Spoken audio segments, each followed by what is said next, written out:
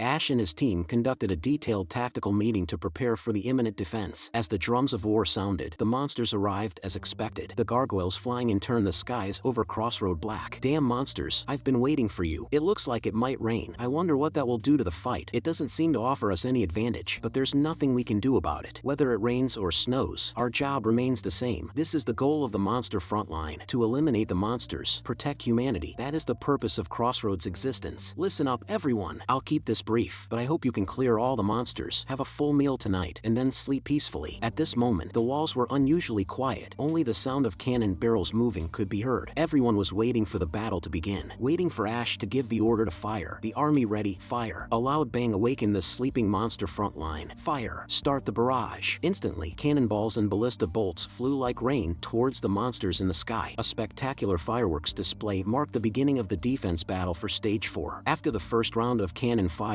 everyone stared intently at the smoke ahead, hoping for good news, hoping that the defense wouldn't be too hard. However, the wings of the gargoyles were still flapping, dispersing the smoke in the air. Our attack didn't work. The monsters are coming through. Don't worry about whether it worked or not. Just focus on continuing the fire. Keep shooting. We can't let the barrage break. Everything was within Ash's expectations. These monsters came from the sky, so barricades and defensive walls couldn't stop them. This meant the ground couldn't form a kill zone, and Ash planned to complete this task in the sky. By continuously firing cannons and ballistae, they created a barrage of cannonballs and arrows in the air. These gargoyles are magical creatures made of rock or steel, boasting their strong physical defenses. Even with our barrage, it's hard to completely annihilate them, but we can confine their path, deliberately weakening the barrage in the center of the defense line, making it their stopping point, our kill zone. You just focus on maintaining the barrage. Keep firing. Although the soldiers were panicked because the enemies didn't die immediately, they soon regained composure. As long as Ash directed them towards the current target, the soldiers would not stray. They had only one thing to do: keep firing. Under the continuous assault of gunpowder and metal storms, the monsters gradually stopped their advance. Ash didn't care whether they were fatally wounded. He was waiting for this moment, relying solely on mass and physical force to repel the enemy. As damage accumulated, finally, the first gargoyle fell. The kill of the first gargoyle signaled that these creatures' defenses were not impregnable. Despite their high defenses, damage continued to accumulate. Although not many creatures had been eliminated yet, the attack was not futile and was proving effective. The gargoyles were repelled by the artillery, greatly boosting the soldiers' morale. Continue the barrage. Maintain the firepower. Initially approaching in a horizontal formation, the gargoyle squadron adjusted to a vertical formation, beginning to concentrate towards the center of the wall where the firepower was weaker, exactly the corridor Ash had intentionally created for them. Stupid monsters, come and meet your demise. Ash's plan was progressing smoothly, but he faced a serious issue. With Jupiter's absence, the team lacked a powerful mage who could quickly eliminate these creatures. However, as the only player who had cleared this game before, Ash was prepared for this. Ash found a solution. Here I'd like to ask you all a question. Do you know how gargoyles fly? Isn't it with their wings? With such heavy bodies, it's impossible to fly solely with the power of wings. Could it be magic then? Correct. Their wings are endowed with wind magic. Now, what happens if two magics of the same attribute clash? Senior mage, you answer this. The higher level magic will overwhelm the lower level one. Correct answer. So, what would happen if we applied higher level wind magic to those creatures? This was the only way to win without mages. Now, Lily. Yes, your highness. Anti-air attack artifact. Activate. Under Lily's command, the alchemists activated the artifact. Although it was just an R-level artifact with a simple effect of attacking the target with wind magic, it was enough. The wind magic on the monster's wings was overwhelmed by the higher level magic. With the magic dissipating, their wings lost lift. Considering that their bodies are made of rock or steel and are extremely heavy, a fall from a great height is not going to end well. If they try to break through a specific point head-on, they will encounter intense barrage fire. If they spread out in formation, they will crash. Ash was curious to see how the monsters would respond next. If these creatures are indeed beasts, they will undoubtedly follow a set pattern of behavior, taking the shortest route to eliminate the nearest humans. Before losing lift, the monsters charged at bullet-like speed, using their bodies as weapons. This was the critical moment to decide the victory, and they absolutely must not be overrun. Lily, how much longer does the anti-air attack artifact have? 20 seconds left on the first artifact. There can't be any gaps. As soon as the first one ends, activate the second artifact immediately. As time ticked by, the second anti-air attack artifact was activated. Combined with the residual wind from the first artifact, it unleashed an even stronger wind wall instantly. Although most of the gargoyles were blocked by the wind wall and fell, some of the creatures still managed to reach the city walls. Once these creatures reached the walls, it meant hand-to-hand combat was inevitable. Almost the moment the gargoyles steadied themselves, the attacks from Lucas and Evangeline followed swiftly. Miss Evangeline, you take the right. I can handle the creatures on both sides if needed. All of of Crossroads soldiers had been mobilized to create a firewall, and the inevitable melee combat would be led by Ash's main team. The monsters had reached the walls, and now it was time for the whole team to function. They had previously clashed with the gargoyles, so they managed them relatively easily. The first wave has been completely annihilated. Don't let your guard down. The ones we've dealt with are just the first 100 of the vanguard. The monsters were roughly divided into 6 squads, and this was just the beginning. Without time to rest, Lucas had to continue directing the other soldiers. Everyone, get ready. The second wave is coming. As before, several gargoyles had already breached the kill zone. Although the battlefield lacked mages, Ash's magic blade still played a significant role. To prepare for the upcoming fights, Ash had been practicing diligently these days. Although it was difficult to improve his proficiency due to his profession, after days and nights of continuous practice, Ash had finally managed to achieve quite precise control in actual combat. From the current situation, this defense battle should be easily won. Your Highness, the second anti-air attack artifact is about to end. This was an unforeseen situation for Ash. Time had passed too quickly. Control the timing well, and launch the third one immediately once it ends. Due to limited time and materials, only 3 anti-air attack artifacts were deployed on the city walls. Each artifact operates for 5 minutes, while the charging time takes 15 minutes. The only shortfall in this combat plan was the downtime of the artifacts. The first artifact blocked aerial combat for 5 minutes, but even with immediate recharging, it would take 15 minutes. Even if the next 2 artifacts could each block for another 5 minutes, there would still be a 5-minute gap before the first artifact's recharge was complete. This meant that for these 5 minutes, there would be no airstrikes at the center of the wall, and the monsters would take advantage of this to swarm in. Your Highness, only 1 minute left until the anti-air attack artifact stops operating. Watching the gargoyles surge towards the walls, Ash felt anxious. He didn't know if he could fend off these creatures' attack during these 5 minutes. The same tension echoed across the wall. At that moment, the creatures surged towards the walls. Run! As time went by, more and more monsters began reaching the walls. Ash knew he needed to rally. As the commander on the front lines, he couldn't falter. He had to find a way to keep everyone going. That was why he was there. In the last minute, Ash called all members of the main team. Your Highness, after the artifact stops, the monsters will flood towards the center like a tide. What if we redirect the firearms to defend the center? No, that would weaken the firewalls on both sides, and the cannons and ballistae would be completely ineffective in melee combat. Those creatures might breach from the sides. Rather draw the enemy's attention here, and everybody brace yourselves. The real battle is in the next 5 minutes. I believe you all have been trained through battle and can make it through. Though Ash didn't know what would happen next, real combat was full of variables, but he had to inspire everyone. To get through the 5 minutes without the artifacts, Ash decided to take action. Everyone come over for a slap, then let's start the fight. This was the Maestro's special ability, which allowed him to apply random buffs to his team by hitting them. Ash had been hesitant about how to explain this skill to his teammates, but ultimately he decided not to explain and just use it. Did I do something wrong? I'm willing to accept your punishment, but you need to tell me what I did wrong. You sure talk a lot. You'll know why after I hit you. Lucas received a buff that halved his mana consumption for 3 minutes. Your Highness, please hit me often when you're free. Although I'm not sure if this counts as some kind of perverted dialogue, hitting someone with a Maestro indeed brings benefits. Junior is indeed the top student of the academy. Your response is really quick. Evangeline's buff allows her to increase her defense by 10% for 3 minutes. The effect is really good, but next time don't hit the palm. Choose another spot that won't affect combat. Is that so? Then where should I hit next time? Why are you asking me? You decide, senior. When it was Damien's turn, his hands trembled slightly. Please be gentle. Ash suddenly remembered. Damien grew up in an orphanage. He said it was a terrible place. Perhaps corporal punishment had left him with bad memories. But for the upcoming battle, Ash had to apply a buff to Damien. Damien's buff allows him to have unlimited stamina for 3 minutes. Your Highness, I feel like I can do anything now. Although it's only for 3 minutes, the combat ability of the frontline personnel will be greatly enhanced during this time. Dear Miss Lily, would you like to be slapped as well? There's no need to be so frightened. I don't have to hit you. It's just something we do when necessary. The time for the artifact is up. Your Highness, the monsters are reaching the wall one by one. After losing the help of the anti-air attack artifact, Ash and his 4 people will face the third wave of gargoyles. Half of these monsters have already been knocked down by the artifact, but the remaining 50 still pose a huge threat. This will be a battle of 5 against 50. In a defensive RPG, this number isn't a big problem. Although Ash's left arm has not fully recovered, he unwrapped the bandage on his hand and rallied his spirits. Listen up, everyone. These are the crucial 5 minutes. Follow me, and let's fight passionately. The third army of gargoyles numbers close to 50, which is larger in scale compared to the sporadically flying monsters before. But Ash tells himself there's nothing to worry about, as all team members are in a buffed state, greatly increasing their strength. If the situation turns dire, Ash is also prepared to release some hidden measures like in previous stages, leading the victory himself. Damn monsters, this is not land you can trample at will. Are you ready to die? Just as Ash was about to charge charge forward, Lucas suddenly appeared in front of him, blocking his path, and quickly killed the gargoyles. "Are you alright, Your Highness? Some monsters have broken through the firewall on the left." As he said this, Lucas activated his second skill, Step of Perseverance, and charged forward. This skill normally consumes a lot of mana, but with the buff, Lucas used it effortlessly. He turned into a yellow flash, continuously darting back and forth across the city walls, now resembling a dodge tank, exactly like one Ash had seen in the game. Fluttering creatures, "I'm over here." Evangeline used her wide-range taunt skill, drawing the attention of the enemies. The attacks of the gargoyles were easily blocked by her shield, and with her second skill, Damage Payback, those monsters were no match for her. Evangeline, already immensely strong, became almost an unshakable fortress with the buff. Meanwhile, magical bullets rained down like fine drizzle from the sky. Although the mana gun was very powerful, bearing the recoil of each shot and firing continuously was indeed a strain. This was why Damien, despite his strong sniping abilities, found it difficult to handle numerous enemies. However, under the influence of the buff, he could fire continuously without strain, as the buff compensated for Damien's physical limitations, turning him into a savage weapon of war. Watching Damien use the mana gun like a machine gun, Ash fell into silence. In the original game, these buffs only lasted for one round and were random, so Ash never thought they were very powerful. However, a 3-minute buff in reality was enough to determine the outcome of a battle. Ash realized that anything's true value only becomes apparent when used in real combat. Without hesitation, Ash maneuvered the blade of magic into the battlefield. "Lucas, bring the monsters over here." "Lily, it's time to get back to business. I was wondering why you didn't call me. Turns out you were waiting for me to make a move. Well, take a slap before you fire." Reluctantly, Lily had no choice but to accept, and the maestro fell on her head. "My lord, as you commanded, the monsters are here." "Well done, Lucas." "Lily, fire over there." Lily's expression was discontented, and she clearly disliked this job. "It's all your fault, making me unable to resign." With that, her expression turned fierce, making Ash curious about what buff she had received. Lily unleashed her first skill, Fire Cannon, and instantly, the gargoyles were reduced to ashes in the blazing flames. Such is the power of a fire mage. Just one skill not only consumed all her mana, but also had tremendous power. With the buff, Lily's fire magic annihilated a large number of enemies. However, she also exhausted her mana and had to temporarily leave the battlefield. After that, the battle continued. The remnants of the gargoyles were drawn over by Evangeline's taunting skill. "The rest of you small fries, come here, let your elder have some fun with you." In Damien's hands, the mana gun woodpecker was a defective product that exhausted all its bullets with a single shot. Thus, he requested, "Miss Evangeline, please raise your shield." However, with Damien's 1000-mile eye trait enhancing it, Woodpecker turned into a powerful divine artifact. Ash couldn't believe that Damien had even calculated the trajectory of the bullet ricochet, but considering Damien's previously demonstrated precision aiming, it must be true. "There's only one left. I'll take care of it personally." Just like that, the last of the third wave of gargoyles was also eradicated. "Sniper sir, our cooperation just now was super cool. Let's do it again later. You wiped out the third wave more easily than I imagined. Truly worthy of my elite forces." The trio, elated like children, listened happily. "Your Highness, the artifact has cooled down and can be activated now." Though tired, Lily's words were filled with hope. "Activate the artifact." Activating the anti-air attack artifact. "Your Highness, we have very few bullets left." "Then, it's time to begin." The fourth wave has started their attack. Although the third wave was handled more easily than expected, there was still significant wear and tear. The Black Queen and the Hunter's Justice had used up all their bullets, and the Woodpecker's bullets were nearly depleted. Lucas's sword was completely worn out, and Evangeline's shield was in tatters. As for the only mage, Lily, she had not yet recovered from that state. Although Ash indeed had backup plans, the main team was now exhausted. It was time to regroup. Shadow Unit, with Ash's command, God Hand and his team instantly appeared before him. "Please give your orders. Begin the handover and hold off the monsters like our main team did. I'll join in if the situation worsens." "Your Highness, please rest assured, we will strive to prevent the need for your involvement. I can finally witness the strength of the Aegis counterintelligence core myself," Evangeline said expectantly, while Lucas's expression was somewhat complex. As for the person with the deepest hatred for the Aegis counterintelligence core, it was undoubtedly Lily, currently in charge of the artifact. The pain brought by the elves was deeply ingrained in her memories, and her body even trembled unconsciously. Damien seemed to sense the subtle atmosphere between the two teams and asked, "It doesn't matter if I don't know about their issues, right?" "Of course. After all, we need to keep bringing in new reserve teams. You might often see such scenes in the future. It's natural for there to be some rivalry between the new and old teams. If the two teams became close and harmonious too quickly, that would actually be more strange." The monsters ascended the city wall, and the Shadow Unit was ready. Ash began to anticipate their battle. To get the other team members to accept the Shadow Unit, they had to demonstrate their strength. Before the battle, God Hand used metallurgy on the corpse of a gargoyle. "Shadow Unit, all units listen to my command." The Shadow Unit engaged in battle formation against the monsters. The composition was extreme: 2 mages and 3 archers. This was a combination Ash would never try in the game because it heavily favored firepower. Without tanks and healers, the entire team would be quickly wiped out once exposed. However, if the 2 mages' skills were biased towards protection and support, this combination might be feasible. Additionally, having 2 mages could increase the whole team's magic attack by 20%, and 3 archers could increase the whole team's criticals by 30%. As long as the team operated smoothly, overwhelming the enemy with firepower was not out of the question. Body bag. You take the middle column, block the enemies, and lock on the targets. The rest of you fire at full power. With Godhand's command, the 3 moved immediately. Skull's bowstring twanged loudly, and Old Girl had her twin stone bows ready to fire. The most eye-catching was Burnout and her mounted crossbow. When the monsters climbed over the wall and rushed towards the 3 iron walls created by Godhand, arrows fell like rain, yet the gargoyles remained unharmed. Permission to use skills. At Godhand's command, Skull took charge of mid-range attacks. The arrows glowed a vivid green, quickly bypassing the iron wall in front of them, and precisely hit the gargoyles' heads. Old Girl, responsible for close combat, directly jumped into the crowd of monsters. The gargoyles instinctively swung their hammers to attack her, but Old Girl slid under the attack, ensuring her safety before quickly counterattacking. She immediately jumped up, turned around to aim at the monster, and her twin stone bows continuously fired at the gargoyle in front of her. Although the monster showed numerous cracks, it did not fall. You guys are really sturdy, but there shouldn't be any more arrows left this time. No choice then. Burnout. The rest is up to you. Crossbow ready. Everyone down. Instantly, arrows glowing gold showered into the crowd of monsters, a passive skill of Burnout, adding explosive properties to projectiles with magic. This ability was also why Ash had been interested in Burnout from the start. However, 2 monsters were not affected by the explosion and charged at the iron wall. Just then, one gargoyle unexpectedly floated up. You've worked hard to get here, but sorry, we're full. Saying this, Body Bag used telekinesis to throw the gargoyle off the wall. However, the last gargoyle managed to break into the formation and chose Godhand, the team leader, as its target. But as soon as Godhand touched it, the monster's body began to crumble. To Godhand, these monsters were just regular blocks of iron. Just like that, the 4th wave of gargoyles was instantly eliminated. Is this how archers fight? If I also learn sniping skills, could I provide more help to your highness? In clearing out monsters, there's no such thing as fake. Everyone just does their best in the way they know how. Ash knew that Damien, the priest, despite all efforts, could not learn the skills of an archer. The shadow unit demonstrated the prowess of the Aegis counterintelligence core to everyone, compensating for their formation's weaknesses through perfect coordination. When the 3rd anti-air attack artifact was activated, the 5th wave of gargoyles was also defeated. Everything was progressing smoothly, allowing the main team members to rest adequately. Now, all that remained was to deal with the 6th wave of enemies and defeat the 2 bosses to successfully conclude Stage 4. However, at that moment, the system issued a new alert. There were 2 bosses. Ash wasn't surprised by the presence of 2 bosses, as he had anticipated this, but he was puzzled by the lack of their visibility. Typically, the game would prompt when bosses appeared on the battlefield. Ash suddenly looked up, realizing the issue. Above us. Damn, the boss mob is coming from above. Everyone immediately prepared for battle. The location chosen by the gargoyle chieftain to land was precisely where the 3 archers were positioned. Although Ash managed to warn them in time, preventing fatal injuries, Skull and Burnout were too close to continue fighting. Only Old Girl, the weakest in terms of damage, remained capable of combat. However, Old Girl, specialized in person-to-person combat, had never faced such a terrifying enemy before. Be careful, everyone. This is the gargoyle chieftain. Old Girl instinctively fired her crossbow, but an attack that even regular gargoyles could easily block was unlikely to harm the boss. Unsurprisingly, the boss's hammer struck Old Girl. With that, all 3 archers of the shadow unit were incapacitated. Your Highness, should we go up and support them? Do nothing rash. There's another one. There are 2 boss monsters due to the dark event. This meant another boss was hiding nearby. The other gargoyle chieftain was targeting the location of the artifacts. Get away from there. Lily, focused on monitoring the artifact times, was unaware of what was happening. Before she could react, the other gargoyle chieftain had landed. The artifact was destroyed, and Lily's wheelchair was damaged. Besides the time she used her body to shield Ash from spiders, this was the 2nd time Lily felt such profound despair. But she had no chance to escape. The monster was already raising its hammer. Unsurprisingly, the gargoyle's hammer smashed down, completely shattering Lily's wheelchair and the stopwatch she had been clutching. Unable to worry about the members of the shadow unit, Ash had to address this situation immediately. Facing the defenseless Lily, the gargoyle chieftain raised its hammer again. At the critical moment, Lily's fire skin trait protected her from the blow. However, the monster then enchanted its weapon with magic, and Lily's trait did not provide immunity against magical attacks. Body Bag, save Lily now. Upon Ash's command, Body Bag didn't hesitate to use telekinesis, moving Lily out of the hammer's path just in time. Godhand, catch her. Godhand acted immediately, rushing without hesitation towards Lily in midair. The girl who once hated elves the most, now held in the arms of one. Miss Lily, are you alright? Lily, still wary of elves, themselves instinctively pulled away from Godhand. I'm fine. Body bag, reorganize your unit. Understood. Following the command, Body bag began to use telekinesis to transport injured members to safety. Main team, all members prepare for battle. The logic of the monster bosses differed from that of regular monsters. They were more malevolent and cunning, targeting the most crucial parts of the team first. Thus, the archers and the artifacts were the first to be attacked. Even now, standing on the wall, they prioritized attacking the team's damage dealers over the tanks. And Ash, as the core commander of the team and the lowest level, dealing with the two monster bosses was crucial, but the remaining gargoyles were also troublesome. Along with the bosses, the sixth wave of gargoyles appeared. Since the anti-air attack artifacts used for defense had been destroyed, they could reach the wall unharmed. I'll take care of the sixth wave of gargoyles myself. I have a way to handle them. Your Highness, I agree without any doubt. This showed Lucas's great trust in Ash. Your Highness, I have brought Miss Lily back. Thank you, Godhand. Although you might be somewhat dazed right now, there's still work to be done. Lily, can you activate the other artifacts right away? Yes, since they were placed away from the wall as per your instructions, they can be used. To be cautious, Ash had placed the range unrestricted artifacts elsewhere. Thanks to this, these artifacts survived the ambush. Go activate them now and direct the magic amplifiers at me. Understood. However, I can't walk, so I'm not sure how to get there. Godhand, please take Lily to the artifacts. Must I go with this man again? Lily, this is not the time to consider personal dislikes. We are in battle, and we must keep our actions professional and distinct from personal feelings. Sorry, Your Highness. I won't say that again. There's no time. Godhand, you start moving with Lily now. Lucas and Evangeline, you're in charge of delaying the bosses until the artifacts are activated. The gargoyle bosses are very dangerous creatures, far more powerful than the previous monsters. You must not take them lightly. Do not rush into attack. Just defend calmly. Damien, how many bullets are left in the mana gun? 6 shots left for each of the Cerberus. A total of 18 shots. Do you think you can hit it? In the moment he looked at the enemy, Damien's 1000-mile eye trait was activated, meaning he could easily hit his target. However, the problem is the gargoyles' armor and helmet. Their magic defense seems to be very high. You're right, the gargoyles themselves have very high physical defense, and their leaders are wearing armor with high magic defense. So we need to use physical attacks to break their armor first, then use magic attacks to hit their bodies. These things are easy to say, but executing them takes a lot of time, and those bosses won't just stand there waiting to be hit. Moreover, Cerberus as a handgun has a short effective damage range, but Ash can't let Damien risk getting too close. What we need to do now is to reorganize the firepower team. Body bag, how are your team members doing? Everyone has been injured to varying degrees, and their weapons are also damaged. Damien, you first perform emergency treatment for the members of the shadow team. While Damien is treating Body bag, you go and organize the usable equipment. I urgently need your firepower now. As time passed, the long overdue rain finally came, and the battle of stage 4 was gradually coming to an end. Both gargoyle chieftains started moving closer at the same time, and the entire wall was shaking. Every step those two monsters took, Lucas and Evangeline had to resist with all their might. Ash couldn't help but wonder if they could hold on, but he quickly dismissed the thought. Just as Lucas trusts him, he must trust them. No matter what, they must do it. Ash cannot doubt them. The gargoyle chieftain hammers came down heavily, and Lucas and Evangeline could only grit their teeth and endure. The immense force sent both knights flying backwards. Their attacks are so heavy, my shield is deformed. It's normal to feel overwhelmed, considering the strength of one boss is already very high, and now there are two bosses of the same level attacking together. But we can still hold on. Both of them are ultimate tanks in this game, and facing such a situation, they still have a chance to endure. Your Highness, the magic amplifier is ready. Shall we activate it? Yes, activate the magic amplifier immediately. The magic amplifier would double the magical effects for one character, and this time the target was Ash. He instantly felt an overwhelming sense of confidence surge through him. So this is what it feels like. As a non-magical class, Ash had chosen to amplify his magic to activate the Eye of the Commander. His target was only one of the gargoyle chieftain, and his command was, kill your own kind. The moment the command succeeded, blood began to pour from Ash's nose and mouth, and he felt as if all the magic was being drained from his body. However, based on previous assessments, gargoyles had low resistance to magic, so Ash took the risk with the help of the magic amplifier. This is the game. Go on, boss monster, kill as you please. Through the Eye of the Commander, Ash successfully made the two gargoyle chieftain fight each other. Evangeline and Lucas were baffled, completely at a loss for what was happening. However, the monsters hated betrayal more than they hated attacking humans. After facing each other, the two gargoyle chieftain mercilessly swung their hammers at each other. The force of these attacks was comparable to siege weapons, and the battle between them was brutally intense. In theory, the two bosses would eventually kill each other, but reality isn't a game. Even though they were the same type of monster, there were still differences in strength between individuals. The gargoyle leader controlled by Ash was eventually thrown at the landing point of the sixth wave of gargoyles. Ash had been worried about how to get them there, but this method saved him a lot of trouble. They've started killing each other. Ash watched the scene, feeling a bit of relief. The gargoyles were so intense intent on killing each other that they were engaging in a deadly fight. The more lucid gargoyle leader, seeing the chaos, wanted to help its subordinates, but Lucas and Evangeline were already standing in its way. Their job was to block it. With this, Stage 4 had returned to its intended difficulty. Now, only one boss needed to be dealt with to end the battle. How about that? It's gotten simpler, right? The fight is now twice as easy, yet brings 4 times the fun. Although the number of opponents had decreased from 2 to 1, defense immediately became much easier than before. However, the 2 knights still couldn't easily switch from defense to attack. They needed to force the creature to shed its armor first. If they rashly shifted from vanguard to offensive and got counterattacked, that would be problematic. As Ash was worrying, he heard Godhand's voice. The shadow unit has returned to the front line. How are you feeling? Are the injuries better? Sir Damien has cast healing magic on us. We're fit to join the fight. What about your equipment? Is it still functional? I've made temporary repairs. The shadow unit can commence firing at any moment. Attack now. The moment Ash gave the order, arrows fell like rain, and all members of the shadow unit maximized their output. Body bag. We don't need to assist right now. Let's join the fight. The 2 support mages also gave their all in attacking the boss. In the battlefield, 2 knights are tasked with holding back the boss, while the physical attacks of the shadow unit are fully engaged in destroying its armor. Once the armor is completely destroyed, they can finish it off with magic attacks. The plan is always perfect, but reality always deviates from the plan. To escape the predicament, the gargoyle chieftain once again swings its hammer. I'll block it. However, due to the rain, Evangeline's trait Little Miss Clumsy suddenly activated. The hammer was inches away, but at that moment, Evangeline fell. Unsurprisingly, the hammer hit Evangeline directly. Evangeline, as Ash shouted, he felt dizzy. Perhaps due to exhausting his magic, his vision began to blur. Fortunately, Evangeline blocked the fatal attack with a shield, but since the wall was already broken, Evangeline inevitably fell from the wall. At the critical moment, Lucas grabbed Evangeline's cape. What a troublesome kid. Seeing this, Ash couldn't help but breathe a sigh of relief, but it was not the time to relax yet. The tank squad that was responsible for blocking the monster boss had lost its effectiveness, and the monster began to charge at the defenseless damage dealers. Fire immediately. We must repel that thing. But he forgot. How could mere arrows repel a monster of this caliber? Damn, I've never seen a guy like a bulldozer before. Your Highness, I'll buy us some time. Godhand used his agility to touch the gargoyle chieftain's foot, whose toes was melted and stuck to the ground. This is the combat style of a metal sorcerer. But ultimately, the support magic caster appeared powerless against pure and absolute strength. Although Godhand tried his best to buy time, the gargoyle chieftain didn't care about him. It just kept running, aiming directly at Ash and the damage dealers. Neither the arrows of the shadow unit nor Damien's magic bullets could stop this massive creature's onslaught. If they couldn't stop it, Ash and his team would be completely annihilated. But at this distance, with his magic depleted and dizzy, Ash had no time to come up with a countermeasure. At that moment, the only DPS mage, Lily, stepped forward and released her first skill again. Listen to me. I am the senior mage of the monster frontline right here. After saying this, Lily threw her first skill, Fire Cannon, directly at the gargoyle chieftain. After the flames dissipated, the armor of the gargoyle chieftain was no more. The monster boss, it seems to have died. It's still alive. It hasn't died yet. The gargoyle chieftain was no longer attacking the damage dealers. Instead, it turned its target to the one who had caused it the most damage, Lily. Seeing the monster charging at her, Lily's expression turned stern. Lily was scared to tears, unable to dodge, and it seemed Ash had forgotten to remind her, get out of the way. The crisis was imminent, and Lily had no mana left to activate her abilities. She could only watch helplessly as the huge beast lunged at her. As before, the gargoyle chieftain swung its hammer again, but this time Lily could no longer activate any defensive abilities. She could only close her eyes and silently accept this unavoidable fate. Miss Lily, it's dangerous here. Just as Lily closed her eyes, she heard a familiar voice. She opened her eyes to see only a figure in that patch of emerald hair. It was her least favorite elf, Godhand, who had actually stepped in front of her. Lily couldn't understand why he would do such a thing, and before she could voice her confusion, the hammer had already heavily struck Godhand. Lily had always harbored deep prejudice against the elves who had killed her parents. She never thought that Godhand would risk his life to save her, disregarding his own safety. The hammer that should have struck Lily was now firmly grasped in Godhand's hands. Even as blood continuously flowed from his body, Godhand did not retreat a step. Under the effect of his metallurgy, the body of the gargoyle chieftain began to gradually dissipate. Senior mage, can you fire one more time? Lily didn't respond, but her right hand was already ablaze with flames. The fireball hit the gargoyle chieftain's core directly. Just as Godhand moved out of the way in time, the gargoyle chieftain was finally defeated. It was only then that Lily came to her senses, still shocked by what had just happened. The monster boss finally stopped attacking. Damien, give Godhand emergency treatment. Damien sprang into action, and the other members of the shadow unit followed. Elf, why did you save me just now? Miss Lily, you needn't worry. I simply made the best judgment. The only person here who has the firepower to deliver a fatal blow to the monster boss is you. That is why I saved you, nothing more. At that moment, Evangeline and Lucas also came over. I'm sorry for making such a mistake. I'm too ashamed to face you, Your Highness. Please execute us. Lift your head. Although it caused some losses, both monster bosses have been dealt with. The boss controlled by the eye of the commander bore the consequences of betrayal. Now, there are probably about 40 gargoyles left. If they can be eliminated, this scene will be over. But the problem is, everyone is exhausted. Lucas and Evangeline, who have been fighting on the front lines, hardly have the strength to fight these monsters anymore. Damien's magic bullets are all used up, Lily's mana is depleted, and the state of the shadow unit is not optimistic. Ash doesn't know if he can still safely deal with these monsters under such circumstances. Just then, a familiar voice came from afar. Aim, fire. Under the command of the Silver Soldiers, the soldiers methodically fire their cannons. The roar of gunfire signals that victory is near. They aim the cannon fire at the remaining monsters on the city walls. Are there no more monsters coming from the south? We don't need to keep up the firewall, do we, my lord? Surely we haven't acted in vain? Absolutely not. You've done superbly. Ash finally can relax. As time passes, the sunlight gradually pierces through the thick clouds. When the last drop of rain falls, the last gargoyle also falls. I don't see any gargoyles approaching anymore. We've won, Your Highness. Ash looks toward the gradually dispersing clouds, puzzled. Why does it only rain during the battle? This rain really is capricious. Snapping back to reality, Ash realizes all the soldiers are standing there watching him. Although it seems formal to do so after a victory, the necessary words still need to be spoken. Send the wounded to the temple, report on the damage to the equipment and walls, and record the details of today's battle. If any of you made mistakes in today's battle, be sure to learn from them and use them as negative examples for the next battle. That's how you will grow. Ash reflects on his own errors in this defensive battle and reviews what could be improved. He must remember the crises experienced to continually perfect the strategy. With each ending stage, the addition of gravestones should decrease. Just as you are growing into better soldiers each day, this place is also becoming a tougher front line. Facing such a front line, I am also becoming a capable commander. It's you who are perfecting me. Thank you all. Prepare the wine and meat. Tonight, we shall not return until we are merry. Amidst the crowd immersed in the joy of victory, Ash sees the scene of God Hand being urgently sent to the temple. He lies on a stretcher, while Lily sits on the ground, staring blankly at everything. As the soldiers cheer, the defense battle ends. Although God Hand is immediately taken to the temple, his arms are shattered below the elbows to such a severe extent that even healing magic cannot cure him. Do you mean he needs an amputation? Yes, I will amputate below his elbows, and he has agreed to it. He said he agreed. Outside the temple stand 4 little ones anxiously waiting for the captain's surgery results. Ash informs them of God Hand's condition. Unexpectedly, he learns a surprising story. God Hand had actually lost both hands in combat 2 years ago and only took on the codename God Hand after getting prosthetic limbs. Rest assured, it will be alright this time too. As long as the lost arm is replaced with metal, he can fight just like before. Seeing these little ones in front of him, Ash felt uneasy. After all, people are not machines. Even if a new part replaces a damaged body part, even if it can be used like before, the profound pain cannot be completely ignored. These pains will stay in the soul, never to heal. But looking at these little ones, they seem to fear that God Hand will be abandoned by Ash because he can no longer fight. If any of you feel unwell, you must speak up and I will help you heal. But as the commander who always sends them to the front line, Ash suddenly finds these words somewhat ridiculous. Let's go. Tonight there will be a victory celebration. It's a pity that God Hand cannot attend, but you should eat well and rest well. We are okay. We want to wait here until the captain's surgery is over. Then you rest here today, and I will send someone to bring you food and drinks. Although we cannot celebrate the victory together, remember, you all made great contributions today. The members of the Shadow Unit are still young, and they were somewhat shy when they heard Ash's praise. Your Highness, can you send us some more food and drinks? I like juice. After nightfall, as he was leaving, Old Girl specifically waved his hand. The central square of the city was once again lit with a peaceful bonfire. You guys, the Lord hasn't even given the blessing, and you start on your own initiative. His Highness has arrived. The Lord, the best commander in the South, a man born to eradicate monsters. Then I'll just say a few words. I say the Southern Front. Everyone say, live in the moment. Southern Front, live in the moment. The people living above the city of graves motivate themselves to move forward in this way. Run an errand for me, Aider. Of course, no problem. Just command me. Whatever you need, I can provide. If you want to hear a song, I can also sing for you. No need for that. Just send some food and drinks to the temple for me. You seem quite dissatisfied, you little rascal. The food is for the priests and the injured at the temple. No need to bother him. Let me deliver it instead. Lily, you want to go? Ash could not imagine that Lily, who disliked elves, would volunteer to deliver food to them. Can none of you guys drink properly? Everyone, fill up your glasses. Truly, the Empire's #1 drinker, His Highness the Third Prince. Will we finally witness that legend today? I will show you. Bring it on. Today we won't return until we're drunk. The front count once said, if one remains engulfed in sadness and mourning, the city will cease to function. It's also necessary to create some joy. Although caring for the injured and commemorating the deceased is a lord's duty, drinking and making merry with the survivors is also something a lord should do. Everyone was clinking glasses noisily, laughing heartily. Ash tried his best to liven up the atmosphere. As the night deepened with laughter, Godhand finally woke up from his nightmare in a corner of Crossroad. Pain prickled up his arm, which was empty. He lifted his hand to look. "You're awake." During the time Godhand was unconscious, Lily had been working in the ward. "Miss Lily, why are you here?" The surgery went very smoothly. "You will continue to have a high fever for a while, and it will be very painful. The Saintess said the next healing magic is scheduled for 7 o'clock tomorrow morning. Although the part below the elbow has been amputated, the joint is still there, and once the prosthetic is fitted, you can move as usual." The other team members had their meal and were noisy for a while until they just fell asleep. "Aren't you hungry? I've saved some food for you. Since you lost a lot of blood, you need to eat well. Why are you taking care of me? Don't you hate us? I have something to ask. That's why I'm here waiting for you to wake up. No matter how I think about it, I can't understand why you saved me at that time. Didn't I tell you at the time? In that situation, protecting you is the best judgment. Don't talk nonsense. Don't think your reasoning makes sense. Considering the overall efficiency of the front line, your judgment might be correct, but from a personal perspective, you had no reason to sustain such a serious injury to save me. After all, the Shadow Unit had just been incorporated into Crossroad. It's too early to have such loyalty. For someone just assigned to the front line, sacrificing an arm for strategic objectives doesn't make sense. Even if his judgment was correct at the time, the more I think about it, the more something seems off. He must have had another reason. Lily realized this, so she came here to question Godhand. Even if the final answer was really to protect herself, she wanted to clarify. "Anyway, I am your lifesaver. Aren't you being a bit too cold? There is nothing more burdensome than well-meaning actions without a clear purpose. Tell me the truth. Why did you save me? Can I tell the truth?" "Obviously, because if you are not honest, I will not forgive you." After hesitating for a long time, Godhand finally spoke. "It's not some grand reason. Just at the moment when the Gargoyle Chieftain suddenly attacked you, I remembered my own mother. My mother, like you, was paralyzed in her legs. When the slave hunters caught her, they severed her Achilles tendons, so she spent her life in a wheelchair. Despite being unable to stand, she still held me in her arms when my human master was about to punish me and shielded me from those injuries with her body. For some reason, I just thought of that. I saw the shadow of my mother in you as you faced the Gargoyle Chieftain. Are you saying now that because of these legs, you connected me with your mother? Did that upset you? Not really happy. You lost both arms just because of that? Rationally speaking, it's for the strategic reasons I mentioned before. Emotionally, it's because I remembered my mother. I think that should answer your question. I thought you were more of a rational type. I thought Miss Lily was more of an emotional type. Even when someone sacrifices their life to save her, she still doubts their motives. Lily is colder than imagined. Miss Lily, we cannot understand each other because the harm our races have inflicted on each other is too severe to repair. But even if we can't understand, perhaps we can still celebrate surviving this battle together." Following Godhand's gaze, people on the square were celebrating their hard-won victory boisterously. Merry songs slipped through the cracks of the window, a stark contrast to the atmosphere in the room. "I hate you. That's quite hurtful to say to someone who lost their arms protecting you. Have something to eat. Everyone else is enjoying the banquet, and it must be tough being hungry alone. Is water all you have for me? Does someone who just had an amputation today plan to have a drink? Today is the day I lost my arms. A drink shouldn't be a problem, right? I didn't expect you to be such a joker. It's really surprising. Let's have a drink first. I don't have arms, so I can't clink glasses with you. I can help you with that." The sound of glass clinking seemed somewhat jarring in the quiet room. A glass filled with water was brought to Godhand's lips. Although Lily's expression remained cold, but with a bit less guardedness, the room felt quiet, and they could both hear each other swallowing. The scene was somewhat humorous. A human woman without legs and a male elf without arms, unable to attend the banquet, meagerly celebrating in the ward. Yet, this image would forever remain in their minds. Ordinary banquets might easily be forgotten, but today's scene would be etched in their memories for a long time. Although it might sound ridiculous to say this now, I still want to ask, could you please take care of me in the future, Miss Lily? Suddenly hearing Godhand say this, Lily seemed a bit taken aback, so she chose to stuff his mouth. "You should heal first. Only when you are healthy can I comfortably dislike you. It seems I can't get better for the time being. Don't say such absurd things with that delicate face." Neither of them spoke again. Lily fed Godhand the cooled vegetable dish bite by bite, and Godhand silently ate without saying a word. From a distance, the drunken songs of the soldiers rang out, and the night of victory deepened into the late hours. The next morning, the glaring sunlight woke Ash from his night-long hangover. "You touched my head." Ash then realized there was someone else beside him. He suddenly thought of a classic scenario from TV dramas, waking up after a night of drinking, finding a woman he had just met lying next to him. "Your Highness, you're awake." The blanket slowly slid down, revealing a head of silvery white hair. But the moment the person inside lifted the blanket, Ash was completely startled. He looked around and saw that the other beds were in a similar state. "Is this hell? Am I in hell?" "It's us, Your Highness. Are you alright? You drank a lot yesterday." "I'm okay, but may I ask a question? Why is everyone naked and lying in bed? Wasn't it you, Your Highness, who ordered us to do this?" That night, Ash commanded them to cast aside pretense and drink freely, man to man. Ash couldn't imagine himself doing such a thing, and he concluded concluded that it must have been the terrible potency of the alcohol in this body. Your Highness was truly amazing yesterday. I should never forget the precious memories of last night. It was my first time experiencing such a drinking session. Your Highness, you're finally awake. Hearing Lucas's voice, Ash thought he would rescue him from this hell, but as his gaze shifted downward, he found that Lucas had taken off his pants too. Why are your pants off too? Because Your Highness said that the main team members should take off their pants together. Ash quickly flipped the blanket and discovered that his pants were off too. In a corner of the room, Damien was curled up.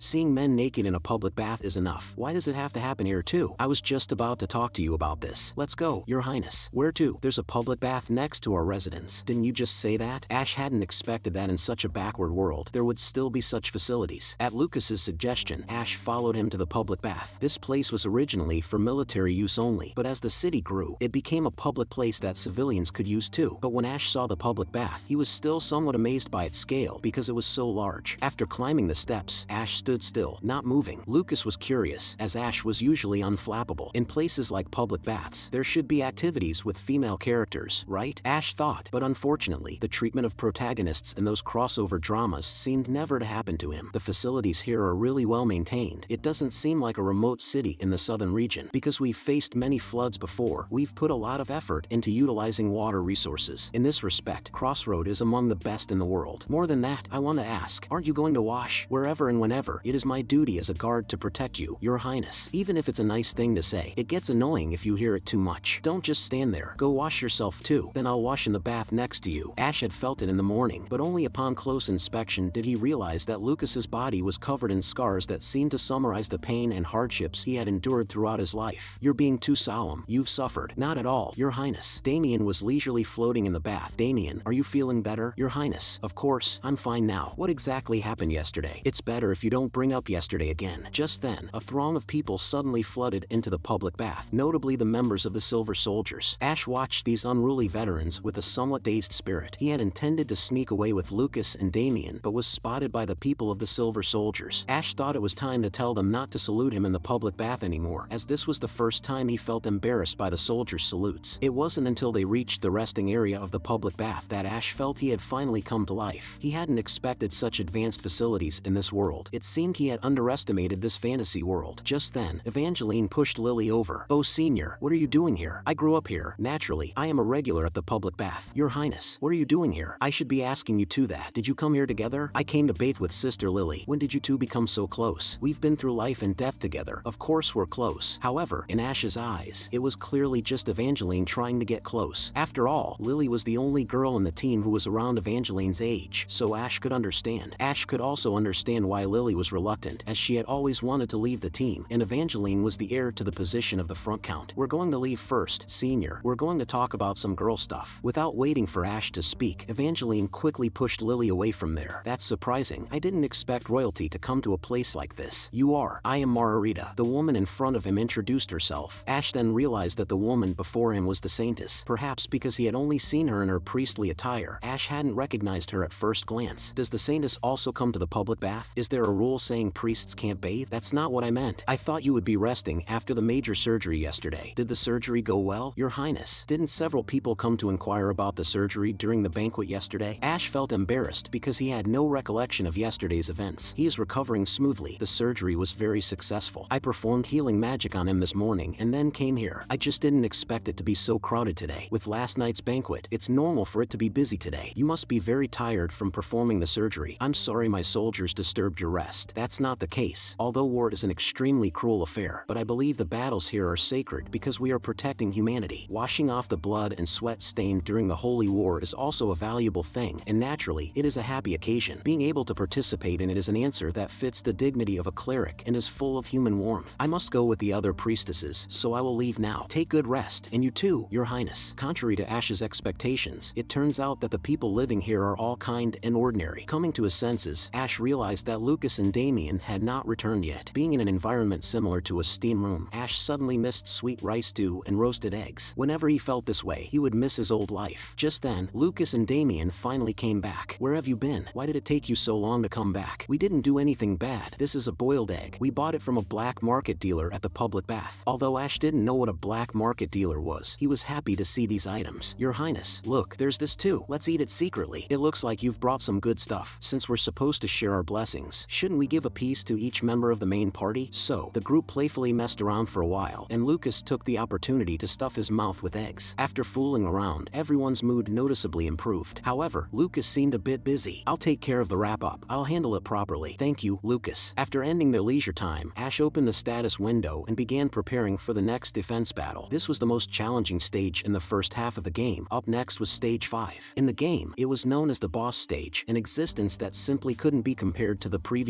ones. Therefore, the game provided ample preparation time, and Ash needed to be thoroughly ready. If he could successfully conquer this stage, the following would be much easier. Nice to see you here, Your Highness. Who are you again? I am Dion Egot. Hearing this name, Ash remembered that the young man in front of him was one of the N-ranked heroes he had recruited. N-ranked heroes, though stronger than ordinary soldiers, are mostly quite ordinary, so it was hard for Ash to remember each character while playing the game previously. Strictly speaking, Dion's party had actually become Ash's sub-party earlier than the Shadow unit, but due to their strength, they hadn't been put to use. Dion, what do you want to talk about? Your Highness, I have a complaint. The 5 of us have been working together for nearly a month now, but aside from defending the back end of the front line, you haven't given us any other orders. The monsters haven't even been near that place. But Your Highness, we are mercenaries. We live by earning our keep. Dion was somewhat arrogant, but his attitude was forthright. He presented his thoughts with the stance of a mercenary. I don't care if you think we're too young and inexperienced to underestimate us, but I don't like being left to pasture without having accumulated decent experience. Please let us fight on the front lines. We will also do our best to prove our worth to you. Watching these youngsters, a slight smile appeared on Ash's lips. Which lord would dislike soldiers who volunteer to fight? Even if their abilities are average and their skills are nothing special, there's a determination in the eyes of Dion's party, especially the captain, Dion, who clearly has ambition. You so boldly request a battle. You must be quite confident. How do you plan to demonstrate that? I request a sparring session. Please let us compete against Your Highness's personal party. That should be enough to prove ourselves. Ash certainly didn't expect Dion to propose such a method. That's quite arrogant, but it's bound to be interesting. When shall we do it? I like your proactive attitude, but can I decide the place and time for the sparring? Of course, Your Highness. Whenever you like. No need to wait long. Let's do it now. At the nearest place from here, the news that the new recruits were going to compete against the Lord's Guard quickly spread throughout Crossroad, and everyone wanted to secure a good spot to watch the contest. Is it okay if we don't help? I think it might actually benefit their combat. I was about to ask you, are you ready? Dion's party was seriously discussing their combat plans and soon entered the arena under Dion's leadership. It seems everyone is ready. Although I don't know what kind of battle plan you've devised, I'll take you down in an instant. Sister will try not to hurt you too much. The conditions for victory are simple. Completely subdue the other side by rendering them unable to use their weapons, knocking them out of the ring, or forcing them to surrender. In keeping with the principle of safety first, this contest forbids the use of attacks or skills that could cause serious injuries. The moment the contest began, Dion charged at Lucas alone, while the other 4 chose to gang up on Evangeline. Sir Knight, please let me experience the bravery I've only heard about in tales. Don't worry, even with a wooden sword, I won't hold back. Sir Knight, it turns out dodging your attacks isn't as difficult as I imagined. Stop bluffing, I'll defeat you right now. Compared to Lucas's confrontation, Evangeline's side seemed particularly relaxed. You have good judgment. Indeed, in your view, I must be 4 times more dangerous than that uncle, right? Then let me show you why I graduated early as the valedictorian of the 375th class at the academy. But before she could finish her sentence, 3 knights from Dion's party charged at her with their shields raised. Now, it turned out that from the beginning, their plan was to push forward together and force Evangeline out of the ring. No, I said no. Evangeline's strength was unexpectedly greater than the 3 combined. Hessen couldn't believe what he was seeing. Just then, Isla from Dion's party suddenly made her move. I'm really sorry, miss. We need this win. Evangeline instinctively dodged Isla's attack, but lost her balance and could no longer resist the push from the 3. Dion's party's plan succeeded, and Evangeline was pushed out of the ring, eliminated from the contest. Isn't this against the rules? You're breaking the rules. You've been pushed out of the ring. You are judged to have been subdued. Although it was a 2 against 5 scenario, the skill gap between the 2 teams was vast. Dion's party overcame this disadvantage through focused attention and a sudden ring-out tactic. In Ash's view, it was indeed a clever battle plan, and they executed it well. Let's now go and support Dion. Just to subdue that knight. Isla hadn't finished speaking when she saw Lucas holding Dion subdued in his hands. Sorry, mates, this knight is too strong. Who's next? Tell me. As Lucas steadily advanced, Dion's party felt unprecedented pressure. The final outcome was as Ash had predicted, with the main team members achieving victory. Although the difference in strength was one reason, the main cause was the huge gap in levels. Lucas's level was 37, while the highest level in Dion's party was only 16. This matchup was quite unfair from the start. Although I anticipated the outcome, I didn't expect that we'd be no match at all. Indeed, but you've done well. You formulated a tactical plan against your opponent and decisively put it into action. Most commendable is that even when facing an opponent stronger than yourselves, you did not shrink back and were proactive in attacking. This kind of will is exactly what a warrior fighting monsters should have. To win against the strong, you must not shrink back when facing someone stronger than yourself and fight bravely. This in itself is a remarkable talent. Everyone get up. Here, I apologize to you. I underestimated you before and didn't use you properly. And then, I must apologize in advance, because you have proven your worth. From now on, I will maximize your roles. Although he hadn't had high expectations for these members originally, those who were once left to pasture unexpectedly became significant combatants in Ash's hands. Your Highness, this is exactly what we hoped for. All members are N-ranked, and Dion's party is the weakest team Ash has ever used, both in the game and in reality. However, they did not choose to hide in a corner and scrape by. Having chosen the mercenary profession, they were already prepared to fight. Thus, Dion's party was enlisted as the second sub-party. The following afternoon, they began their formal preparations for battle. They were dispatched to the auto-farming system. This system, known as auto-exploration, allows reserve teams to autonomously level up in previously cleared areas and recover items with a certain probability. Players commonly refer to these operations as munition. Since this was Dion's party's first time entering the dungeon, Ash specifically assigned Evangeline to accompany them as a guide and planned to meticulously manage logistics during the downtime of future stage raids. Your Highness, are you sure this is okay? Aren't there still enemies in the Lake Kingdom dungeons? Ash understood that the enemies Lucas referred to were not the monsters but the hostile NPC forces led by Crown's troop Nightcrawlers. If the team members encountered those guys, they might not return safely. Maybe I should go too? Don't worry about that. Those guys won't enter the areas before the base camp. Why is that? It turns out that Ash had previously asked Ader, and Ader's explanation was that the first to third areas of the Lake Kingdom dungeon are designated as no PvP zones. Initially, there wasn't such a setting, but because hostile forces always attacked players at the start of the game, Ader established this rule as a newbie protection mechanism. At that time, Ash had already lost Jupiter, a major force, and really wanted to punch the game director who always spoke in half-statements. Attempting PvP would lead to severe penalties, and all NPCs in the Lake Kingdom were aware of this rule. Anyway, from the fourth area onwards, you still need to be careful. Those guys won't leave their base camp, and as for why, I'm not too clear. Maybe they are worried we will take back the territory while they are away. That makes sense. No wonder you are the Lord. You really have exceptional insight. Ash was speechless, but Lucas really believed the reason he had made up on the spot. Actually, from last time, Ash felt that Lucas had already sensed something, but for some reason, he still chose to see him as the real Ash. Just then, Damien rushed in urgently. Damien, didn't I tell you to rest for a few days? What do you need? From Damien's appearance, it was clear he was exhausted. Jupiter has regained consciousness. The team's only wide area mage, Jupiter, after being absent for one stage, had finally awakened. Meanwhile, at the north gate of Crossroad, a mysterious woman with a smoking pipe appeared, with a wisp of faint pink smoke drifting from the pipe. So this is Crossroad, the front line where Grandma is currently serving. Upon hearing that Jupiter had awakened, Ash rushed to the temple immediately. It's been a long time, Your Highness. How long have I been asleep? About 10 days. Jupiter, it's great to see you're okay. How are you feeling? Though I'd like to say I'm very well, I'm not in good shape. To be honest, about half of my mana circuits have been burned out. Even though they are slowly recovering, it will still take some time, and even then, I'm not sure if I can return to my previous output level. To think I ended up like this just from blocking a minor spell, I really must be getting old. Eat regularly, rest well, and recover as soon as possible. We missed our lightning mage in the last defense battle, and it cost us dearly. You need to be well before the next defense battle. Need you even say that? After all, I can't afford to lose a week's salary, and more importantly, I'm not ready to retire yet, because there's still so much I need to do. What's that? Are you planning to earn some more money and then build a castle? How did you know the thoughts of this old woman? You're right, Jupiter looked out the window. That's a nice idea, a castle. It's not necessary to build a castle, but I plan to build a grand hotel in Crossroads sometime soon. When you stay there, I'll give you a discount, since you're part of my direct team. That's a benefit I can definitely offer. Then I gladly accept. Can I become the first guest? The first guest will be me, but I can make you the second. To look out over the city from a suite in the hotel, light a cigar, and sip some whiskey. For a mercenary, is there a more luxurious life? Though they held nothing in their hands and the hotel hadn't yet been constructed, the two still chatted merrily. The suite didn't even exist. Perhaps it was this mirage-like dream that kept them going each day, which is the way of life for humans on this land. There's a long time until the next defense battle. Just rest well and focus on recovering. You come to visit a patient, yet Your Highness, you didn't bring a gift? After visiting the temple, Ash stopped to see God Hand, and after meeting with the Saintess Margarita, he left. Margarita informed Ash that Jupiter's internal injuries were very severe, and there was no chance of recovery within 4 weeks. So, in her current condition, Jupiter was practically in the same state as being ruled out at the beginning of the game. Nonetheless, Ash still believed that as long as she worked hard to recover, there was still a chance for her to play a role in future stages. The most important thing right now is to leave the base camp and recapture structure the plan. Therefore, given the current situation, Ash decided to hire new friends with Lucas. They went to the mercenary guild again, praying in their hearts for useful new recruits to appear. As soon as he entered, Ash saw a dazzling golden light. This meant that an SSR-level character had appeared. At this moment, Ash couldn't care less about appearances or first impressions. He almost ran madly to the person. "Are you a mercenary?" "I am not a mercenary. Sorry, sir." This person turned out to be the woman who had just entered the city yesterday. "Why are you at the mercenary guild if you are not a mercenary?" "I am looking for someone. I heard my grandmother lives here, so I came to find her, but I haven't seen anyone." Mentioning a grandmother living in the mercenary guild, only one person came to Ash's mind. "What is your grandmother's surname?" "I take my grandmother's surname, Jupiter. My name is Jupiter Jr. You can call me Juju." Ash was curious. The person before him, Junior, was of an SSR level, but her name, profession, and character abilities had never appeared in his game memory. What surprised Ash even more was that Junior really seemed to be Jupiter's granddaughter, even inheriting the gold lover trait. More importantly, Junior's profession was an elemental mage, a type of mage that can control all attribute magics. Although the level of control over each attribute can vary with the character, elemental mages are still among the highest ranks in mages. "Jupiter hardly ever mentioned anything about you. My grandmother never mentioned me. In fact, Jupiter did mention her granddaughter, but it was always in passing. It's sad, isn't it? She has such a lovely granddaughter. She should be showing you off everywhere. Given your manner, you must be a noble, right? You've asked my name. May I inquire the noble name of sir?" "My name is Ash. Ash von Hyder Everblack, currently serving as the commander on the monster front here." "Sorry, I did not recognize you, your highness, because I never expected to meet you here. I am just now paying my respects. Please forgive this ignorant girl. You are too kind. It is understandable not to recognize me." "Lift your head, Jupiter Jr. Let me get straight to the point. Would you like to join my command? The front line here urgently needs a mage with your talents. Would you be willing to contribute your strength? Since you are here, of course, I will offer you the highest treatment, definitely better than what any other frontline mage on the continent receives. Thank you for your kindness, but I came to this city to see my grandmother." "You came to see Jupiter? Then consider my proposal after you meet her." "Can I do that?" "Will do as you say." "So, your highness, do you know where my grandmother is?" "Jupiter is currently receiving treatment at the temple. She was injured not long ago." "So she's at the temple. I see. Then I'll go see her first." "That's fine. That's fine. Just make sure to consider my offer carefully. Then I shall take my leave now." Only after Junior had left did Lucas speak. "It's really quite miraculous. Jupiter's granddaughter doesn't look anything like her, but they do share some similarities. Although they look completely different, they both have the same demeanor, a demeanor tinged with the scent of money." Another thing I find astonishing, though it might be impolite to say, is that Jupiter actually had children. It's truly shocking. Honestly, I was also startled when she mentioned introducing her granddaughter to me before. I thought she was joking. It's not good to speak behind someone's back, but no matter how I looked at it, Jupiter always seemed like someone who would remain single all her life. It's unexpected that she has children, and even today, meeting her granddaughter was truly a surprise. What do you think her husband is like? I'm curious about that too, but it's private, and it seems inappropriate to ask her. Anyway, I hope Jupiter can have a good talk with her granddaughter. Meanwhile, in this temple filled with light everywhere, Jupiter was experiencing an unprecedented darkness. It's finally ending. Jupiter felt that her career as a soldier, mercenary, and mage was drawing to a close. She suddenly realized that she had missed the opportunity to retire long ago. To work a little longer, Jupiter had once struggled desperately without regard to her image. To earn an extra penny, she tried every type of job and even experienced resigning from the army she had worked in all her life due to responsibility. She had also been abandoned by the mercenary group she joined, repeatedly being driven away, living a nomadic life, never staying on any front for more than 3 months. Looking back, there is nowhere in this world that Jupiter feels nostalgic about, but those days are about to end. Jupiter wondered, can I really rest now? Do I have the right to? Just then, the door opened. "Grandma, so you are here. I've been looking for you for a long time." Seeing Junior, Jupiter looked panic-stricken. "Junior, how are you here?" "Because I couldn't contact you. I came here myself. I didn't know you were staying in such a barren place in the south." "Seeing your granddaughter after so long. Why that look? Like you've seen a ghost, really. Why sit there so stiffly? Can I eat you?" Jupiter often felt afraid that this little one, who bore her name, might actually devour her. Junior reached out to the bedridden old woman. "Where's the money?" "Grandma, really, why do you think I came all this way?" Despite smiling, Junior's expression was particularly sinister. "Give me the money." "Grandma." Junior had traveled all the way to Crossroad to ask for money from the bedridden Jupiter. "Is that all? We have many mouths to feed." "I'm sorry, child, because I was injured. I've been unconscious for several days. Isn't there any windfall here?" "Windfall? I'm asking Grandma, is there any kind of underhanded fortune here like you used to find in the Imperial Army? You were an expert at that. Didn't you secretly stash anything? Don't think that because this is a frontier that it can be underestimated. The situation here is tense, and there are too many watchful eyes. There's no chance to do that. The scariest part is the third prince, the commander here. He is not at all like his reputation in the capital. It's not just his broad knowledge. It's as if he has some kind of precognitive ability. It's my first time time hearing Grandma praise a commander so highly. That guy seems to have many secrets. Instead of getting caught for being clever and suffering for it, it's better to honestly earn a yearly salary, especially since he pays well. There's no other way. Then I'll have to work here for a while. I've already met the prince, and he personally asked if I had any plans to work here. Don't do this, Junior. Didn't you promise me that you would stop using magic? You care about me only now. Saying this, Junior flipped her hair, revealing the horrific scars hidden within. Isn't it a bit too late? Grandma, you should rest properly. You seem to be seriously hurt. Wait, Junior, let's talk more. Hasn't Grandma always made a living by doing dirty work? Now it's my turn. Junior turned at the door, her smile radiant, and the door was shut forcefully. Jupiter sat on the bed silently, feeling a throbbing pain in her left eye. She was reminded again of that great fire. All of this is my own doing. This is my retribution. Meanwhile, Ash, having finished a day's work, was hurrying back to his residence. 8 hours had passed, and the auto-exploration had ended. Dion's party had leveled up under the leadership of Evangeline. However, at that moment, Ash discovered something strange among the items. He could not imagine that the legion they were to face in Stage 5 would be the vampires, all the forces under their command. They belonged to the highest level monster race that appears in the later stages of the game. Ash did not understand why they would appear in Stage 5. Was this another dark event at play? My lord, are you alright? Is it an old headache recurring? I'm fine. Lucas, let's head back to the residence. Ash's mind was filled with doubts. If the next defense battle truly involved the vampires, with the current team composition, could they really win? Deep down, Ash knew it was impossible. He had to expand his forces at all costs. It was then that Ash saw Junior walking along the road. Lucas, stop the carriage. Jupiter Jr., you now have two choices. Be conscripted by force, or voluntarily accept my employment. Tell me, what is your choice? The girl smiled like a cunning fox, glanced inside the carriage. May I sit next to you first, your highness? Of course. The carriage moved forward again, getting closer to the mansion cloaked in twilight. Ash increasingly felt a profound pressure, not just a hellish difficulty, but a real hell, steadily advancing towards this monster front. Meanwhile, Crown woke from his sleep. He had just dreamed of Ash. It seems I've dozed off. Crown could not remember the last time he had a good sleep. He had even given up counting the days. He had spent so many days dressed in this ridiculous attire, playing the fool. Once, a fable about a man who played the flute circulated in the Lake Kingdom. The story goes that a village overwhelmed by rats hired a minstrel to play his flute to drive the rats away. The sound of the flute led the rats to jump into the lake and drown. However, the miserly villagers refused to pay the minstrel, who, in his anger, played the flute again, this time leading the village's children to jump into the lake to end their lives. Crown reached out to touch his weary face, only to realize he was wearing a ridiculous mask. This fable is all too accurate. The commanders of the Demon King had been summoned. There seemed to be a royal council today. A royal council? The corners of Crown's mouth twisted slightly under the mask. Are you attending this time? Of course. Crown slowly stood up, swaying slightly as he spoke. After all, I am the spokesperson for this Lake Kingdom. Crown staggered out of the headquarters. Even though it had fallen into a colony of demons, he headed towards the center of the Lake Kingdom, and a member of the Nightcrawlers cautioned him. Please be careful. It would be nice if I could die from being careless. Before long, Crown arrived at the center of the Lake Kingdom, once the most prosperous and beautiful area, now shrouded in damp darkness. He calmly entered the palace engulfed in darkness. It's the clown, the shameless fool. The demons mocked him, but Crown paid them no mind and continued along the corridor. Soon, he reached a spacious hall, a place where subjects used to meet the king. Apart from 2 vacant seats, all other seats were occupied. You're late, Crown. A mere human dares to be late to a meeting called by the Demon King. Have you humans no shame? Crown was unfazed and leisurely sat down in the last empty seat. I am but a lowly human, but you are nothing more than scum born from human nightmares. How ridiculous, you arrogant creature. Let it be. Isn't Crown just a clown? A deep voice from the throne quelled the murmurs. He is a clown, and naturally must act mocking, teasing, satirical, humorous, and comical. That's his job after all. And Crown isn't entirely wrong. You indeed are congealed from fragments of human nightmares. It is I who make these humans dream immortal dreams and help them realize those dreams. Isn't that right, Crown? The voice of the Demon King grew heavier, and Crown felt an invisible force pressing down on him, nearly suffocating him. Don't forget, the humans of the Lake Kingdom are the livestock of my army. Those humans outside who supply your nightmares are no different from the cattle or pigs that are bred. That I allow such livestock to attend this meeting. You should be grateful, understand? After the Demon King spoke, Crown nearly collapsed onto the table, managing to reply with difficulty. I understand. For Crown, submitting to the power of the Demon King did not bring him shame. Compared to the profound humiliations he had endured over the long years past, such minor matters no longer affected him. That will be all concerning you. As you all know, I have summoned you Legion commanders here today because the Great Flood is approaching. I need a Legion commander to lead an invasion of the human world. Since it's still the early stages, the lower-ranked werewolf clan will take charge. Just as the Demon King was finishing, a voice suddenly interjected. Please allow me to go. The speaker was the Lifeless King, ranked 5th among the Nightmare Army commander, known as the Nosferatu Dracula, Celendian. You volunteering